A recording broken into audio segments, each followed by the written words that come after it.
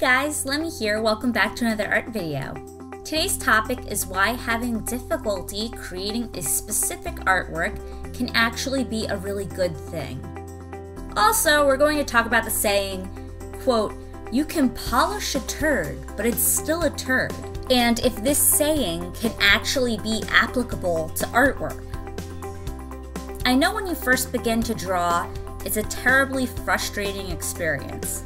Things are rarely in proportion, lines are not confident, shading is off, colors don't look right, and the worst part of all is that you've spent a very long time on making a drawing that is less than a masterpiece. But I'm here to tell you that all of that struggling that you've experienced is actually a wonderful thing. When you struggle and you get frustrated, that means you are learning. Not only are you learning, but you are directly combating problem areas that you have with your own artwork. Over time, you will build up a mental library of different poses, hand gestures, facial expressions, hairstyles, environments, etc., that you can adapt to any circumstance at any time in the future.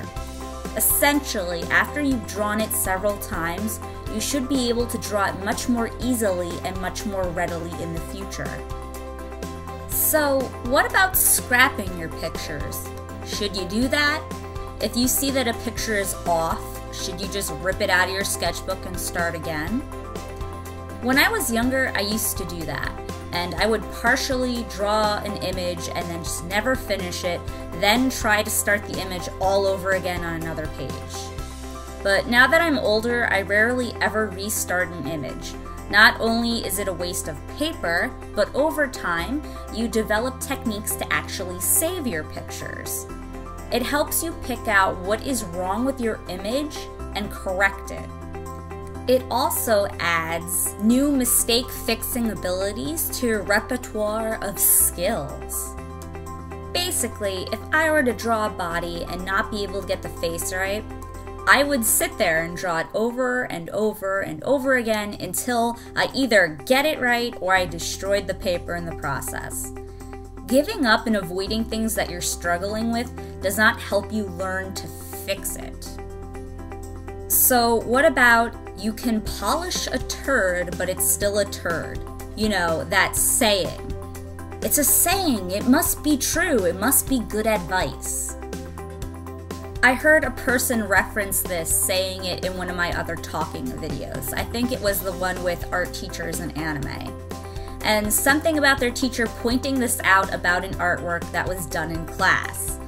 And, you know, if it's a saying, it must be good advice. But I personally don't find that this saying is at all applicable, you know, as it pertains to artwork. And my reasoning for this is that you can do so many things to save an artwork. Why would you throw it away if you don't like how it's coming along?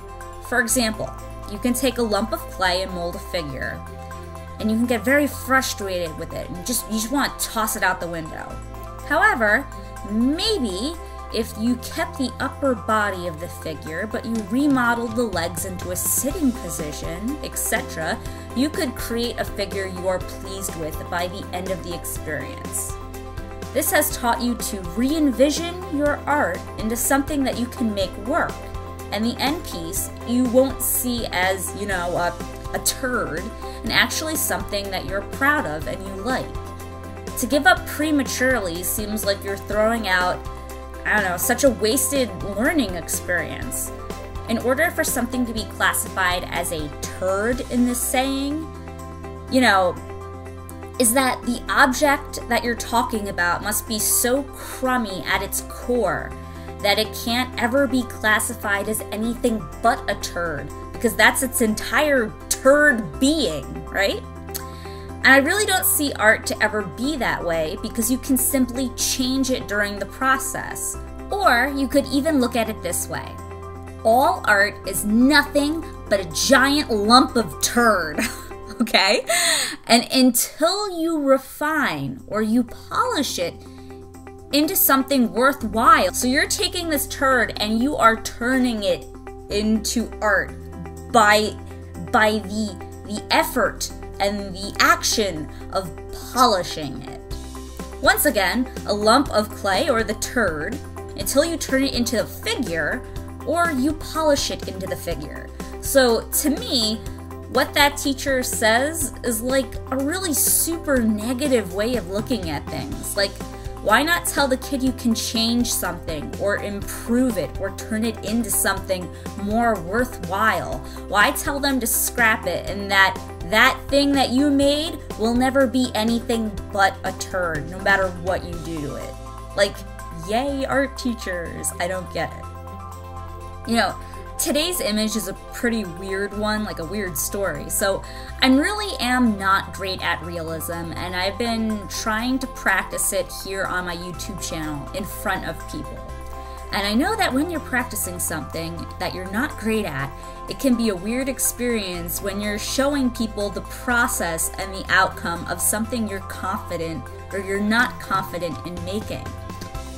But I thought it would be helpful to you guys to see the progression of my attempts at realism, because over time I should be getting better at it. And for a bit I felt pretty good about it. Like, I was getting a little less frustrated with it, I was able to draw faces more quickly, and they looked more real than when I first started.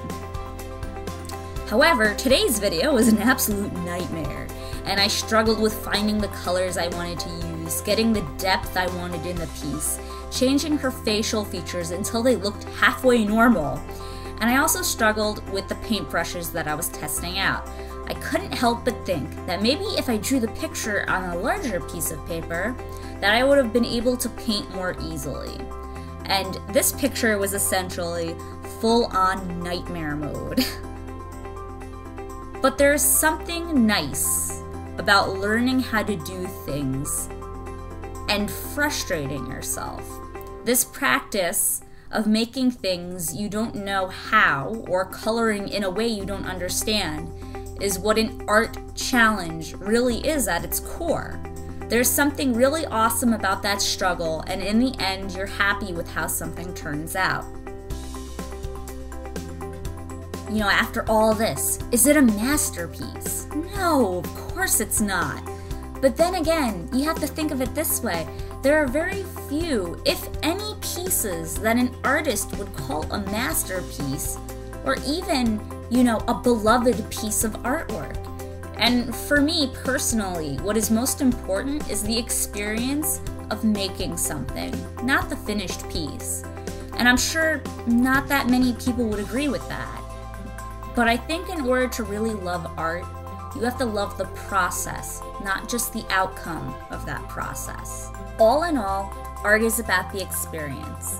And if you are frustrated with it, when you're done with that picture, you'll feel that much happier and more accomplished that you were able to overcome all those challenges that you faced. If it takes 50 times of drawing something for you to get comfortable with it, that's totally fine, that's natural. But know that every attempt that you make and every single thing that you experience brings you that much closer to adding something to your mental library and your muscle memory. Basically, the more that you practice, the more that you'll improve. And if you're just positive, everything will fall into place for you.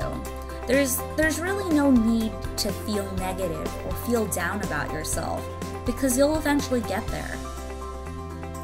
Now, I'll ask you guys, what do you feel about the expression, quote, "You can polish a turd, but it's still a turd," end quote?